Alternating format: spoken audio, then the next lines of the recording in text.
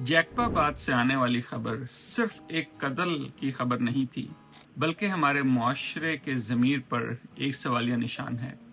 एक नौजवान लड़की जो अपनी शादियों की तैयारी में मसरूफ थी, जिसके हाथों पर मेहंदी सजने वाली थी, जिसके ख्वाब एक नए घर और नई जिंदगी से वाबस्ता थे, उसे सिर्फ इसलिए कत्ल कर दिया गया कि उसके खानदान ने एक रिश्ता कबूल नहीं किया।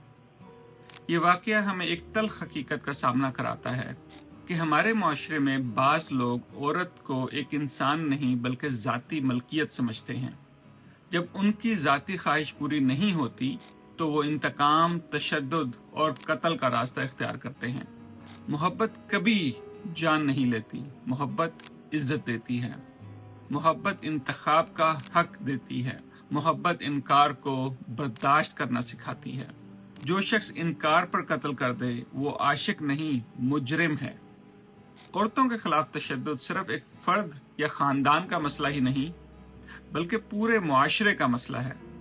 जब कातिल सजा से बच जाते हैं, जब मुतासरा खानदान इंसाफ के लिए दर बदर होते हैं और जब हम चंद दिन बाद ऐसे वाक़यात को भूल जाते हैं तो हम सब इस खामोशी के शरीक बन जाते हैं। ज़रूरत इस बात की है कि ऐसे जराइम पर फौरी और शफाफ तहकीक होनी चाहिए।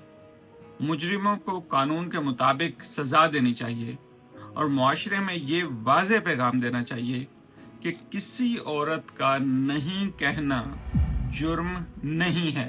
हर बेटी को जीने का हक है, हर औरत को इंतखाब का हक है और हर कातिल को जवाबदेह होना चाहिए। आज एक खानदान की खुशियां उजड़ गईं, लेकिन अगर हमने इस वाक़े से सबक न सीखा तो कल किसी और घर में यही मातम होगा। खामोशी नहीं, इंसाफ चाहिए।